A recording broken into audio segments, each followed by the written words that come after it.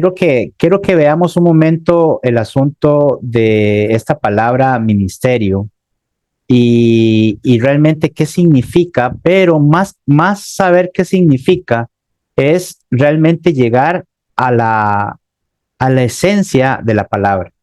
Entonces, pero antes quiero que veamos que a lo largo del tiempo, y esto es importante que lo tomemos en cuenta, mis hermanos, que a lo largo del tiempo, muchas palabras que han sido nobles, que han sido buenas, que han tenido un objetivo agradable, que tiene mucho significado, han sido desfiguradas, por decirlo así, por el uso humano.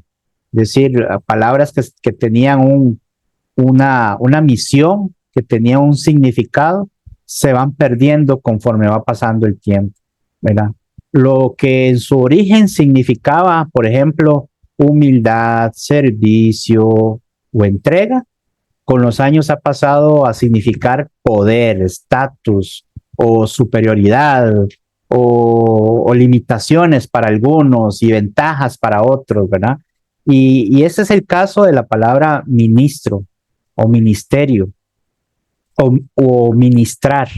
Ustedes han oído esas palabras constantemente porque es muy usual, no solamente en las iglesias de Cristo se usa, sino casi que también en el mundo religioso, denominaciones que no nada tienen que ver con la iglesia de Cristo, pues usan este tipo de palabras para darle un significado y dirigirlos hacia algo que no es realmente.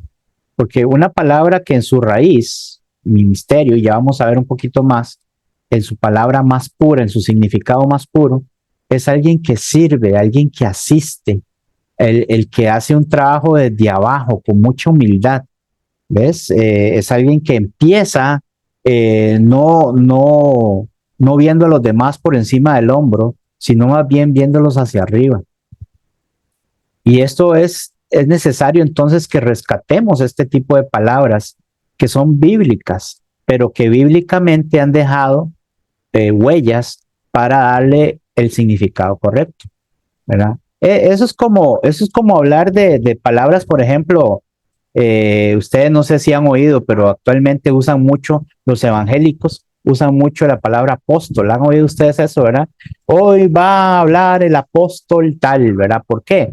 Porque palabras como pastor, que también es bíblica, han ido perdiendo el significado, porque ahora la gente lo relaciona con situaciones de hipocresía, de enriquecimiento, de todo tipo de cosas que no tienen que ver con la palabra pastor.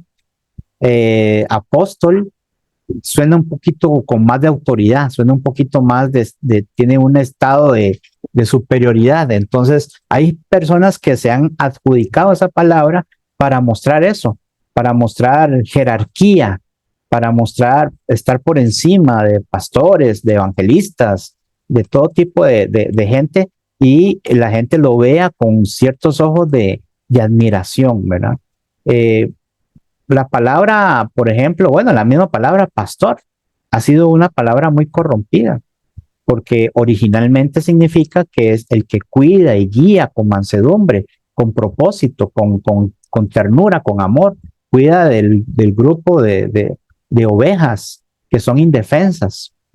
Pero cuál es la distorsión de esta palabra que se usa actualmente en estos tiempos modernos? Cuando se habla de pastor, se habla de una figura de dominio, que es dueño de la iglesia, con una autoridad total, ¿verdad? La palabra iglesia, por ejemplo, también. La palabra iglesia significa aquellos que fueron llamados fuera, los llamados fuera, para pertenecer a algo, en este caso al llamado de Dios, a la esfera de lo que llama a Dios a aquellos a que busquemos de Él y tengamos relación con Él. La palabra iglesia significa los llamados fuera, pero hoy día la gente habla de los edificios como iglesia, la institución como iglesia o denominaciones en general, ¿verdad? Sitios. Ah, mire qué iglesia más linda esa que hicieron y esa catedral, ¿verdad? O mire, esa iglesia sí tiene bastante gente porque pasan tocando y bailando. Eh, en realidad, todo ese tipo de palabras se ha ido perdiendo su significado. La palabra evangelio, ¿qué significa la palabra evangelio? ¿Dónde está su raíz? Eh, la palabra evangelio significa buenas nuevas de salvación, buenas noticias, algo que trae oportunidad de salvación. Pero hoy, ¿qué es lo que hablan? ¿De qué es lo que hablan cuando se refieren al evangelio? Se refieren a cosas motivacionales para que usted se sienta feliz, contento, se sienta con energía. Se hablan de promesas de prosperidad material, el evangelio y la prosperidad, ¿verdad? Donde prácticamente lo que le están diciendo a usted es que usted tiene que diezmar o dar cierta cantidad de dinero para que Dios le haga un milagro en su vida. Es decir, todo eso se empezó a perder. Sus palabras, el origen de sus palabras se empiezan a perder. Y por eso es que nosotros, los que queremos hacer la voluntad de Dios, los que queremos realmente someternos a su voluntad, tenemos que ayudarnos unos a otros a mantener la pureza de ese tipo de palabras. Por eso entonces, vamos a ver un poco acerca de esto que es el ministerio, la acción en servir a los demás, no un título de institución o de prestigio social.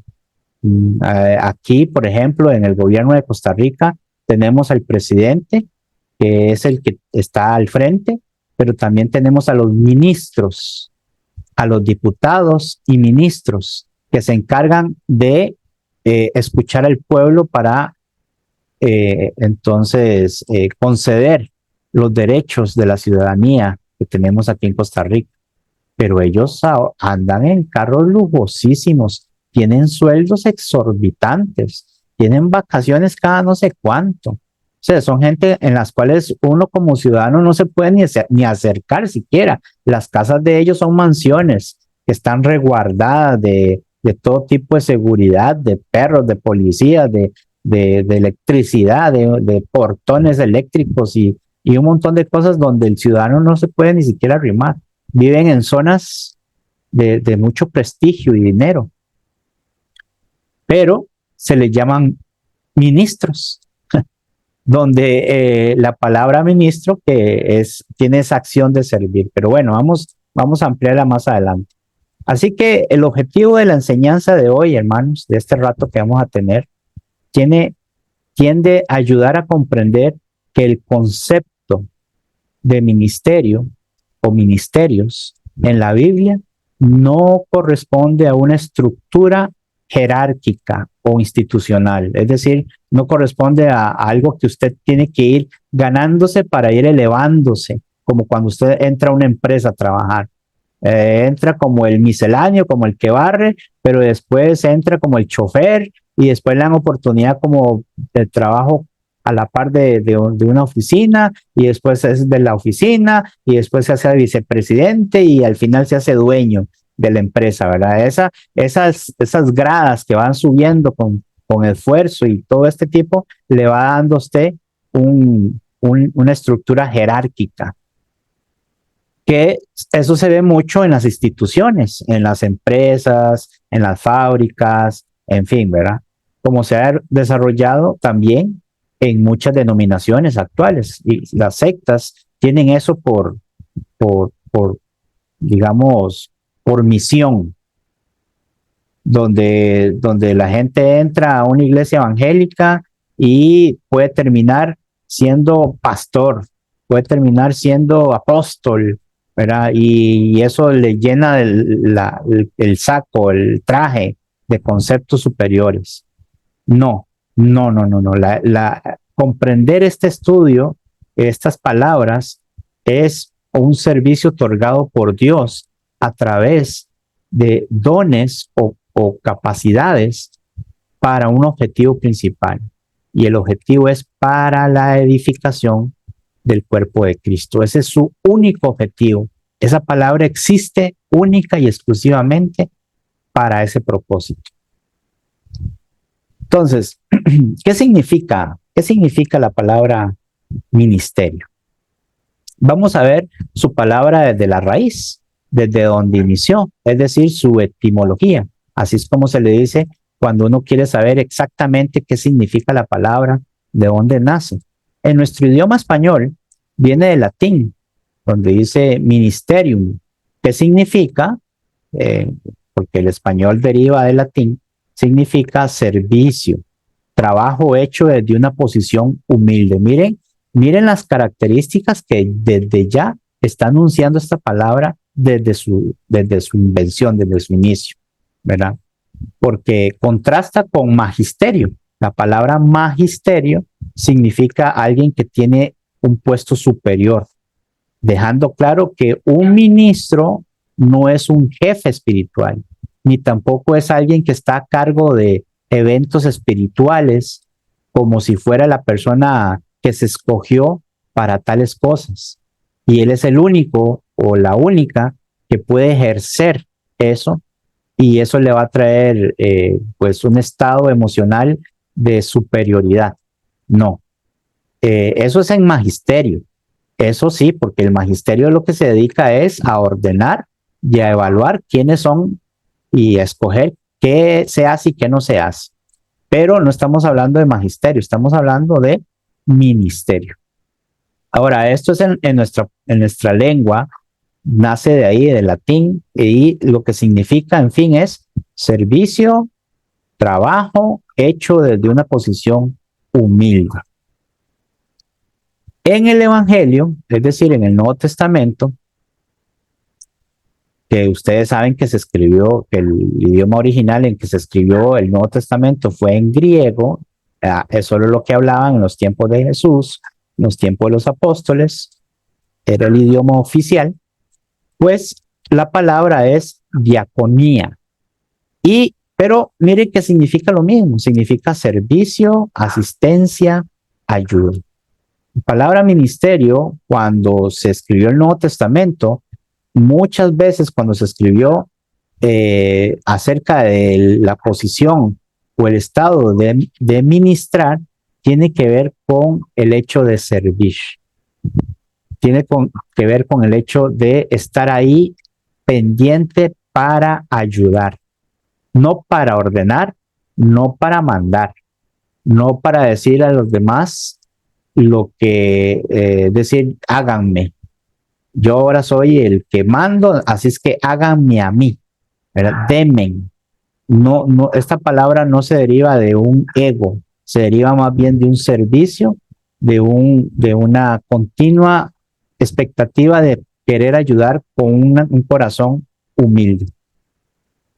Entonces, eso lo vemos, por ejemplo, en Hechos capítulo 6, versículo 1 al 4, donde los primeros siervos, es decir, diáconos, lo que deriva esa palabra, diaconía o diáconos, fueron escogidos para servir las mesas. Ustedes se acuerdan cuando había una queja en la iglesia, había una queja donde decían que las viudas de los judíos estaban siendo atendidas y los griegos no, o al revés, por ahí, ¿verdad? Estaban siendo desatendidas. Entonces empezaron a haber ciertos roces, ciertos pleitecitos por ahí, ¿verdad? Y los apóstoles eran los que servían las mesas, eran los que estaban ahí trabajando, ayudando, predicando, orando, sanando, y no tenían descanso. Ellos necesitaban predicar, atender a los más pobres, atender a los enfermos, atender a la enseñanza pública de la iglesia, a trabajar con eventos de la iglesia, por ejemplo, personas que recién llegadas, que tenían culturas y conceptos diferentes. Todo eso tenían que trabajar estos apóstoles y ellos estaban con demasiado trabajo. Entonces, claro que llega un momento en que lo mejor que pueden hacer es empezar a distribuir trabajos para que puedan entonces hermanos capacitados o capaces puedan seguir sirviendo, seguir asistiendo, seguir ayudando, ¿verdad? Y ahí son en Hechos capítulo 6, versículo 1 al 4, habla acerca de cómo se escogieron a 7 varones, y yo sé que todos ustedes saben de lo que estoy hablando. Otra cosa importante es que el uso del término en el Nuevo Testamento, ¿cómo se usaba entonces? Si es lo que significa, es servir y es ayudar, ¿qué uso se le daba? Entonces, primeramente tenemos que ver que en el uso del Nuevo Testamento había ministerios como funciones espirituales. Nada tiene que ver con funciones materiales. Nada tiene que ver ni con dinero, ni con recomendaciones, ni con currículums, ni con nada que tenga que ver con asuntos materiales. Todo era exclusivamente para una función espiritual. Y por eso en Efesios capítulo 4, versículo 11 y 12, habla acerca de que este tipo de servicios, este tipo de personas que estaban listas o dispuestas a ayudar, venían derivados o venían saliendo de lo que ellos veían. ¿A quienes veían por primera vez? Estas personas trabajando arduamente, sirviendo a los demás, ayudando a los demás, a los apóstoles. Y entonces Pablo habla en el capítulo 4, versículo 11-12, cómo estas personas que servían, que ministraban, viene dando una lista de este tipo de funciones espirituales: apóstoles, profetas, evangelistas, pastores y maestros. ¿Ven? Hoy día se ha pervertido mucho, porque hoy día este pasaje se ve como un pasaje de jerarquía. Es decir, yo quiero ser evangelista, pero el evangelista es menos que el profeta. Así que entonces tengo que ver de qué manera hago para que me llamen profeta. Y ya cuando soy profeta, entonces soy mayor que un evangelista. Y entonces ya tengo ahora más prestigio.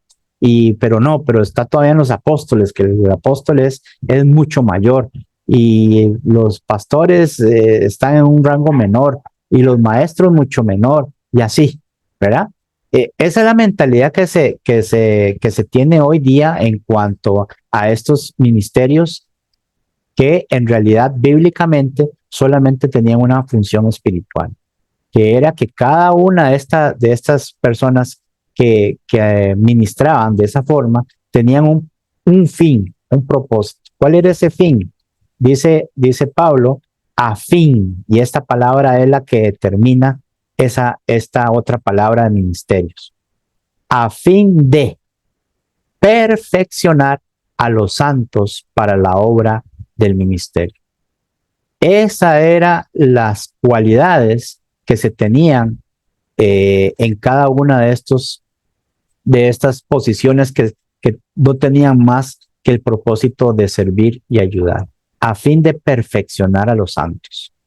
Es decir, para que todos los hermanos de la iglesia, en todos los lugares donde hay una iglesia de Cristo, tengan el concepto de que nos servimos unos a otros, de que ellos están para servirnos, no para ordenarnos ni mandarnos, no para que nosotros los tengamos en pedestales, no, al contrario.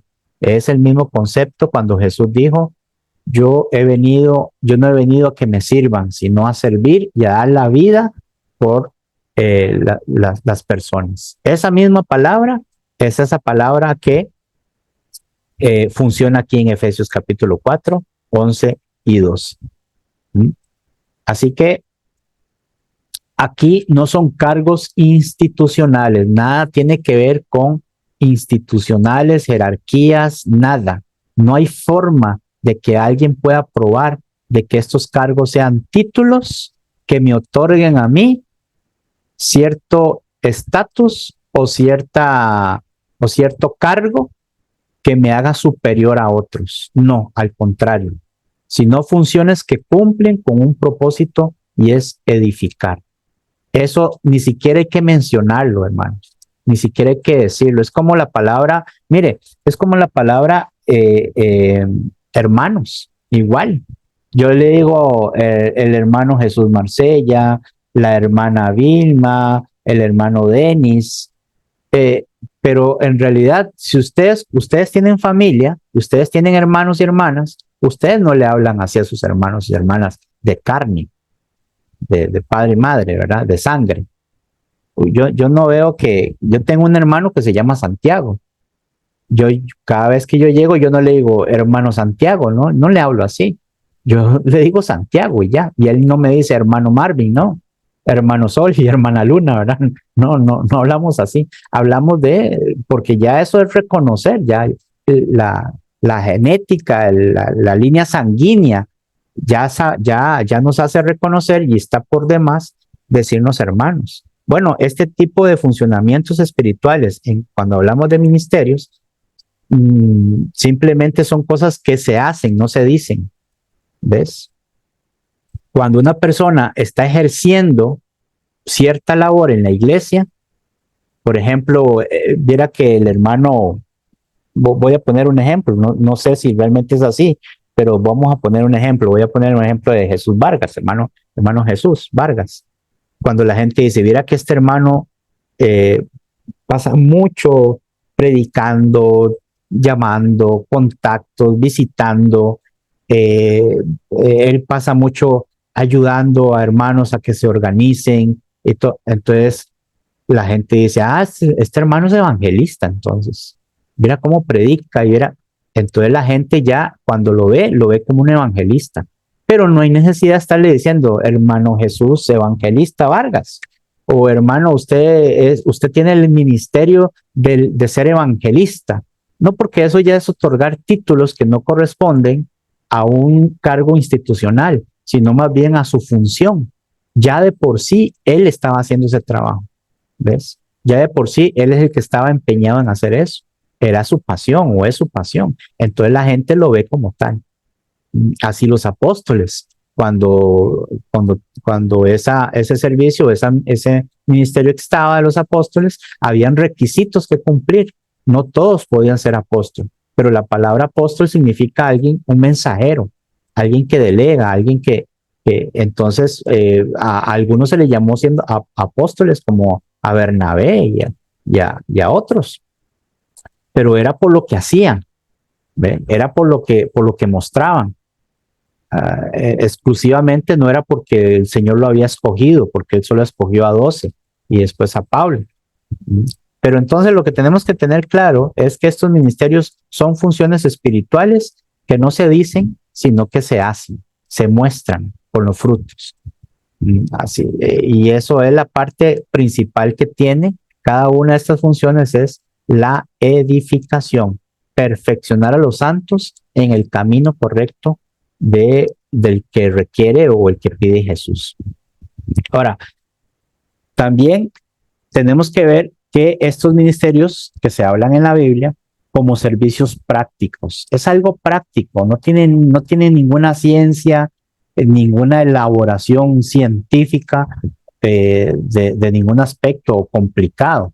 Realmente, como dice Pablo en Romanos 12, del 6 al 8, el que sirve, el que exhorta, el que reparte, el que preside, el que hace misericordia.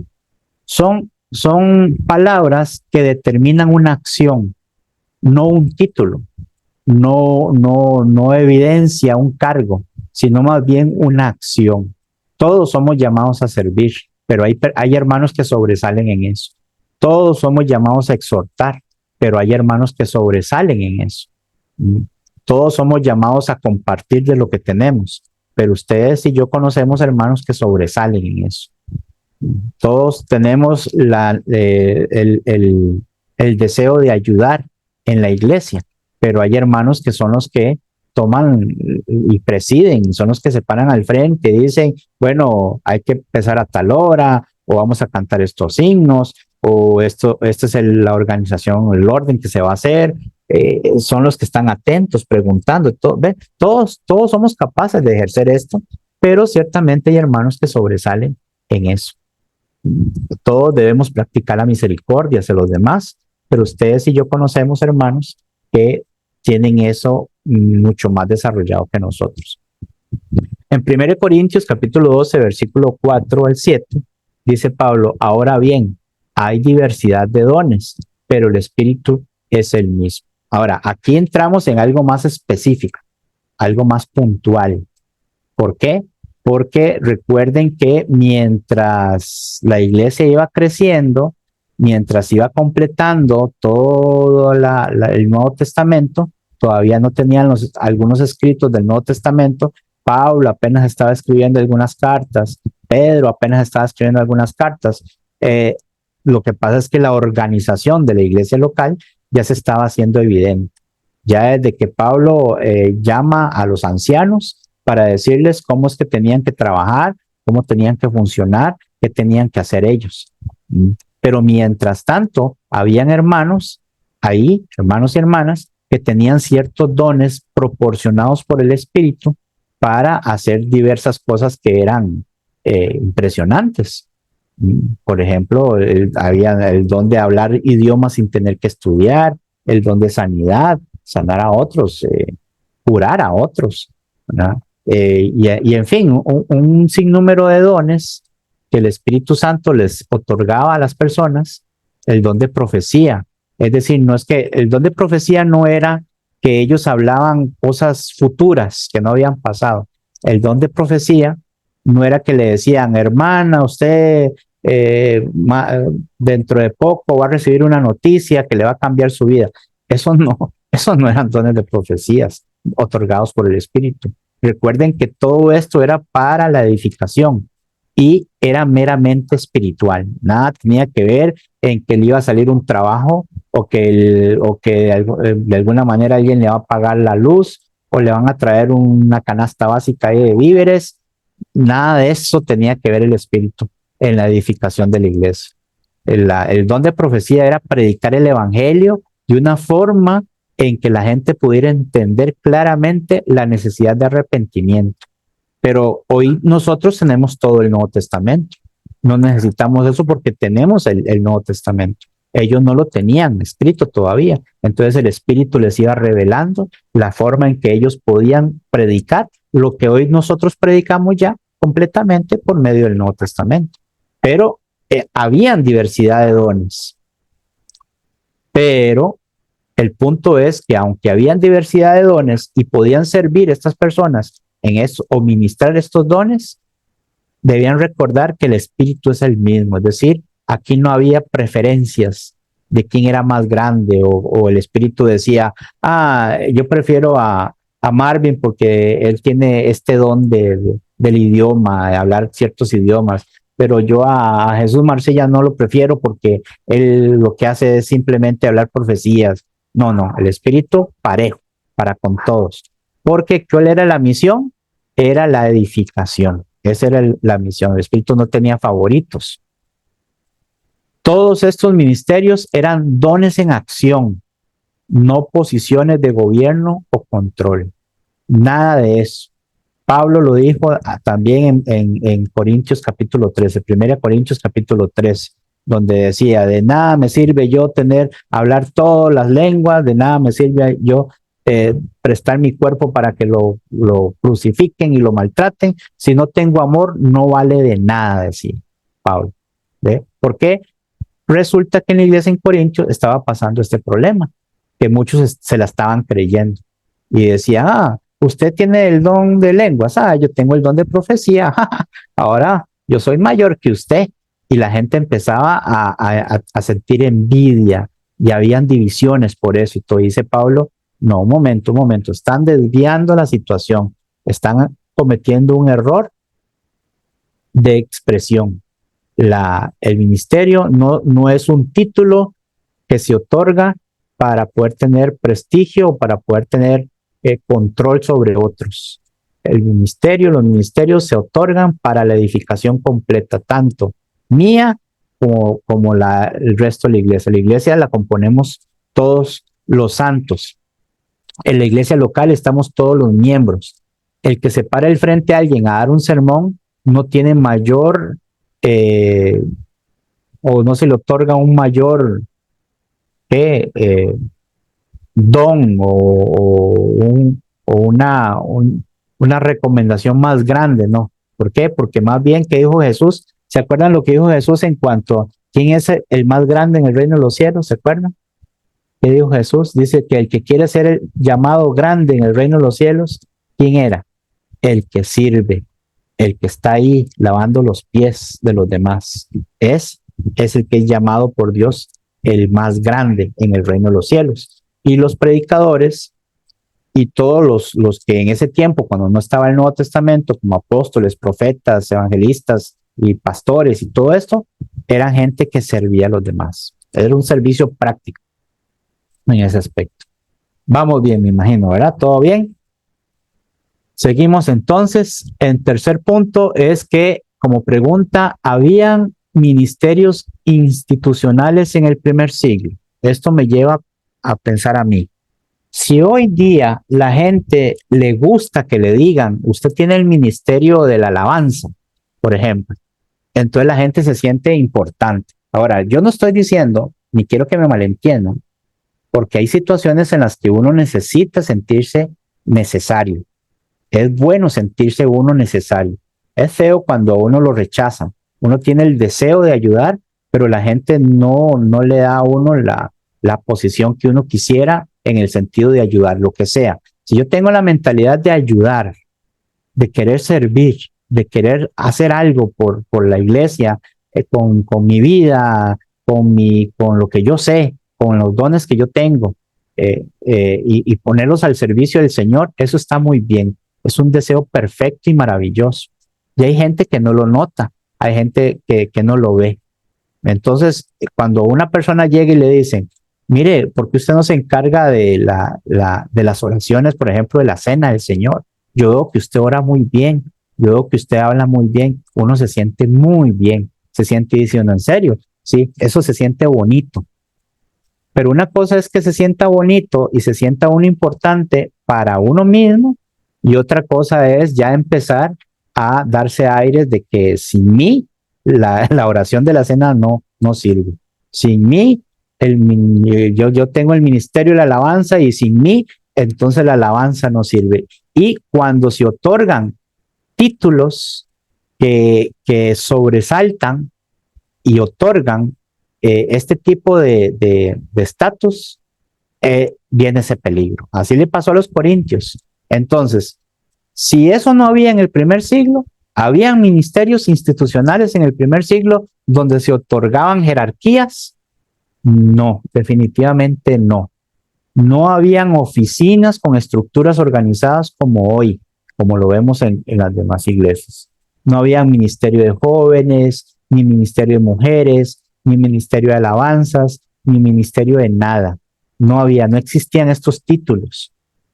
Estos títulos son extrabíblicos, es decir, usted no los encuentra en la Biblia. La iglesia es la responsable de ser columna y baluarte de la verdad, defender la verdad. Eso es todo su propósito. No había ministerio de matrimonios, ni nada de esas cosas, ni retiros matrimoniales, ni nada de eso. Todo se resolvía dentro de la iglesia. La iglesia es la institución, sí, pero una institución divina, donde ya hay un orden establecido. Cristo es la cabeza y a Él es el que hay que recurrir en todo sentido. Los padres dicen, ¿cómo yo puedo creer a mis hijos? Bueno, ahí está el Nuevo Testamento. Ahí. Que no sé dónde.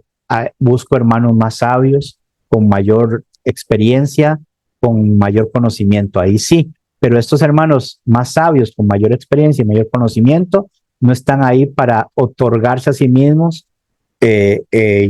como psicólogos cristianos, algo así, no, nada de eso. Siempre están ahí para servir, para estar atentos, para ayudar. Entonces, cuando una mamá dice, ay, cómo quisiera un pasaje que me ayudara a mí a decirle a mi marido que trate bien a nuestros hijos, porque él se enoja mucho y lo maltrata y a veces saca de quicio a mi hijo que está en el colegio, pero yo no sé un pasaje que hable así.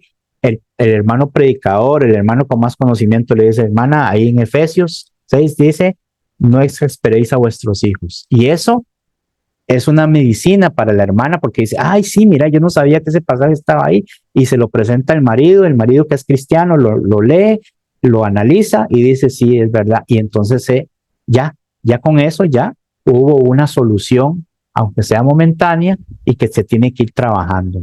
Cositas así, hermanos, así es como funciona la iglesia.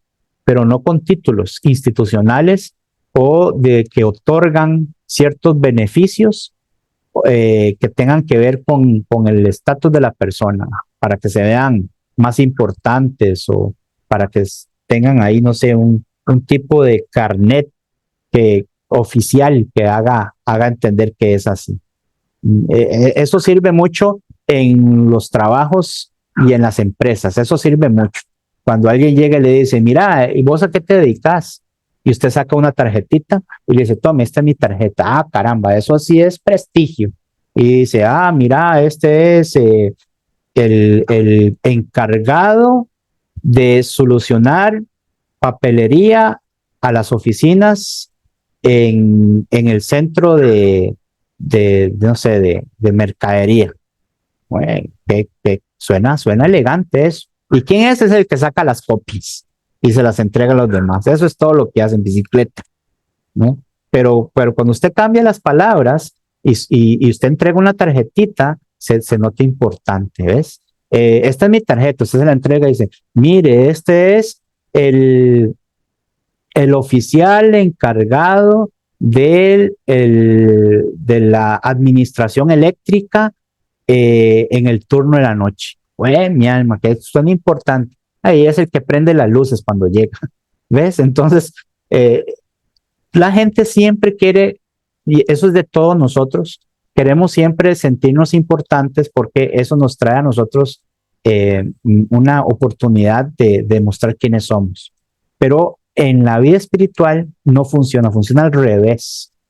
Funciona al revés. Cuando alguien me pregunta a mí, que ya ha pasado, ya me han dicho, a personas que ni siquiera son hermanos en Cristo, he tenido que dar clases y estudios en algunas instituciones que no son cristianas y llegan y me dicen, usted es maestro, ¿verdad?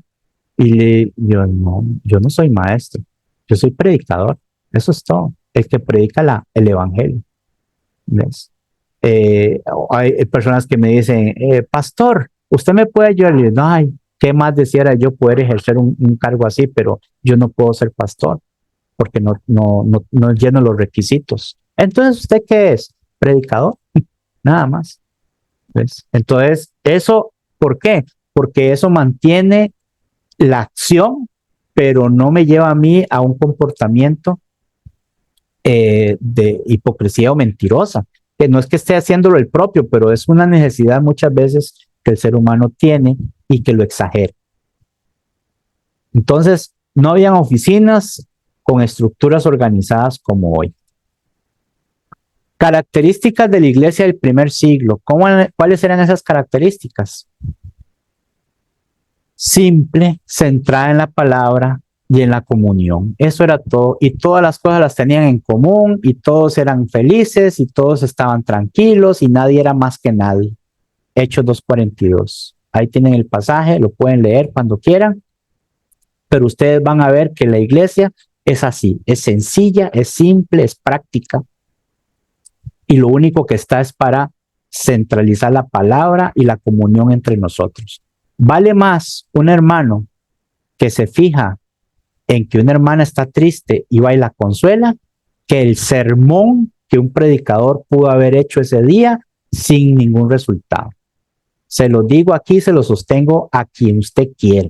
Vale más un hermanito que no sabe leer y escribir, que fue y le ayudó a un hermanito o una hermanita a llevarle las bolsas del supermercado porque estaban muy pesadas a la hermana ancianita, a subirle las gradas, que un maestro que se paró al frente con corbata, saco, diciendo y exponiendo palabras griegas y hebreas para explicar un punto.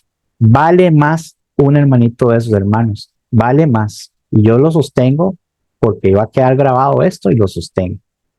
¿Por qué? Porque así es. Jesús lo dijo. Él no venía a que le sirvieran, él venía a servir a los demás. Él le lavó los pies a sus discípulos y les dijo, ¿vieron ustedes lo que yo estaba haciendo? Sí, bueno, yo quiero que ustedes hagan lo mismo, porque este trabajo, este ministerio de ser apóstol, evangelista, predicador, de ser una persona que dirige los signos, de que participa, que compone la cena, que está atento a todo eso. Todo esto, nada tiene que ver con títulos ni nada. Tiene que ver con una actitud sencilla del corazón. Eso. Así que así era la iglesia. Esas características eran las del primer siglo, desde los hermanos primitivos. Los roles eran espirituales, no administrativos. No había una junta de directiva de presidente, vicepresidente, A, B, C, nada de eso existía, nada de eso. Jesús dijo que el que quería ser grande en el reino de los cielos tenía que ser el que sirve, el más bajo. Ese es el que se ha llamado grande en el reino de los cielos. No había nada de esto. La autoridad estaba en la doctrina de los apóstoles. Ahí es donde radica, ahí es donde tenemos que sujetarnos, ahí es donde tenemos que llevar todo a cabo. No en estructuras humanas, ¿eh? Como dice Judas 1:3. Este pasaje es importante que lo señale. Dice aquí en Judas 1:3, dice: amados, por la gran solicitud que tenía de escribiros acerca de nuestra común salvación, me ha sido necesario escribiros exhortándoos que contendáis ardientemente por la fe que ha sido una vez dada a los santos. Mire, no dijo que a los pastores, no dice que a los que tienen el ministerio de la palabra, no dice que los que tienen, no, a los santos, a todos por general, a todos. Porque algunos hombres han entrado encubiertamente, los que desde antes habían sido destinados para esta condenación, hombres impíos. ¿Por qué? ¿Por qué? Que convierten en libertinaje la gracia de nuestro Dios y niegan a Dios, el único soberano, y a nuestro Señor Jesucristo. ¿Cómo lo niegan? ¿De qué manera? Mas quiero recordaros, ya que una vez lo habéis sabido, que el Señor, habiendo salvado al pueblo, sacándolo de Egipto, después destruyó a los que no creyeron, a los que no siguieron con lo que el Señor ordenó, y a los ángeles que no guardaron su dignidad. Miren ustedes, estamos hablando de poderes enormes, sino que abandonaron su propia morada, es decir, no obedecieron, los ha guardado bajo oscuridad en prisiones eternas para el juicio del gran día. Así que, hermanos, tenemos que tomar muy en cuenta que es muy bonito cuando uno le dicen, usted tiene el ministerio tal o el ministerio aquel, pero tenga en cuenta que Dios está observando también. Y si esa palabra de decir que yo tengo esto me hace sentirme a mí elevado, orgulloso, me hace sentirme superior a los demás, ya desde ahí sepa que ya perdió con el Señor lo que se tenía que hacer.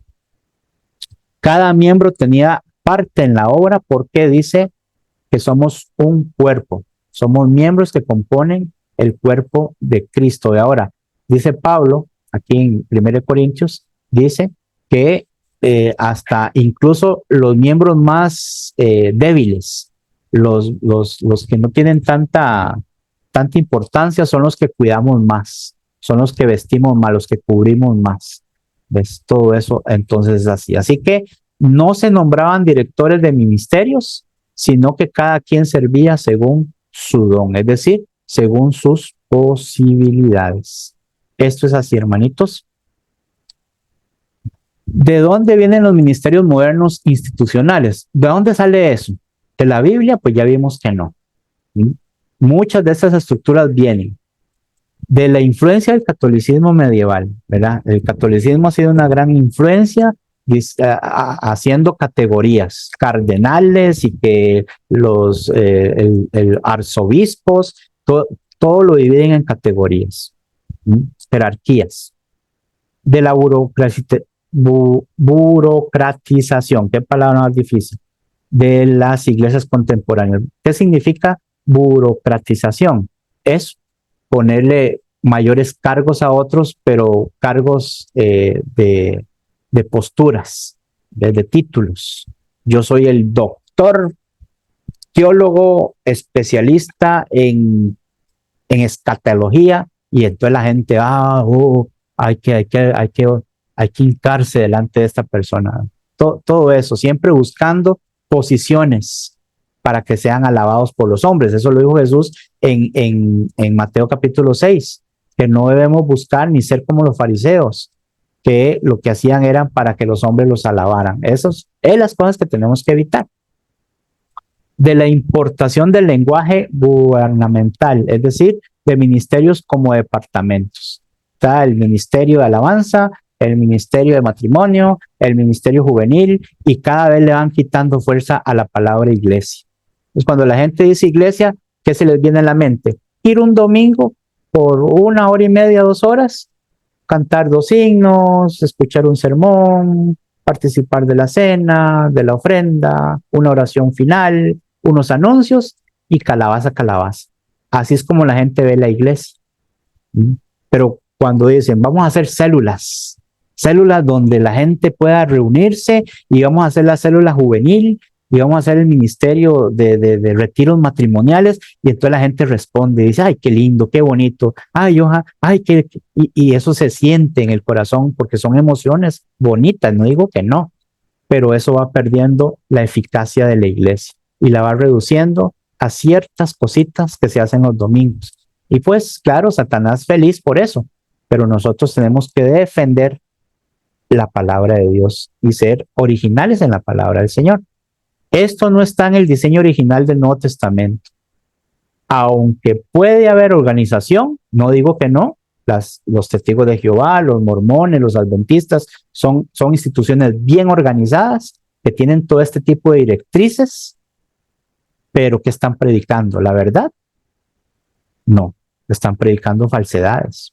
Entonces, ¿de qué sirve estar bien organizado si al final no estamos haciendo lo que Dios manda? No debe sustituir el servicio espiritual auténtico. ¿Qué le dijo Samuel a Saúl cuando Saúl desobedeció? Le dijo Samuel, ¿se place más Dios en los sacrificios, en los holocaustos, que en la obediencia? No, Dios se place más en la obediencia, que se le obedezca. Y eso es lo que nos toca a nosotros, hermanitos, entonces. Así que la aplicación para hoy, hermanos, en todo esto, tiene que ver con, uno, todo cristiano tiene un ministerio. Eso sí, dice 1 Pedro 4:10, cada uno según el don que ha recibido, ministrelo a otros. Pero son cosas que se hacen, no que se dicen. Usted tiene la capacidad de dar estudios, de estudios. Usted tiene la capacidad, usted siente que tiene el don, la capacidad, la disponibilidad de servir a otros, de acomodar los asientos, de salir a repartir folletos. Hágalo, nadie le va a estorbar. Pero que no use eso de excusa para decir, si no es por mí, esto no funciona. Eso no puede estar en el lenguaje de nosotros los cristianos. 2, no se trata de un título, sino de una función. Por sus frutos los conoceréis. 3, la iglesia debe ser un cuerpo vivo, no una institución dividida por cargos y etiquetas. 4, el verdadero ministro sirve, no domina, como dice Mateo 20, 25 al 28, donde Jesús habló de eso. Es más grande el que sirve, el que quiera ser llamado grande en el reino, debe ser el que sirve. Así que concluimos con esto, hermanos. Volvamos al modelo bíblico, tenemos que lograrlo, tenemos que hacerlo, tenemos que proteger, somos columna y baluarte de esa verdad y defenderlo. El ministerio no es un título que da poder ni una institución con oficinas y nombres. Es una forma de vivir el evangelio sirviendo a los demás según los dones que Dios nos ha dado. Recuerden la parábola de los talentos. A uno le dio tanto, a otro le dio tanto. ¿Cuál es usted? ¿Cuál se considera usted que es? Yo, como muchos, nos consideramos el que nos dio un talento, así que tenemos que tener cuidado porque si vamos y enterramos ese talento, después nos van a reclamar. Mejor vamos, de alguna manera descubramos cómo puede ganar intereses eso. Y eso nos toca hacerlo cada uno de nosotros. Si la iglesia vuelve a este modelo, yo les aseguro, mis hermanos y hermanas, que Dios lo va a ver con buenos ojos porque será más genuina, más funcional y más fiel al diseño de Cristo. Volvamos ahí y vamos a hacer lo que Dios dice y lo demás que venga como tenga que venir. Que el Señor les bendiga, mis hermanos. Muchas gracias.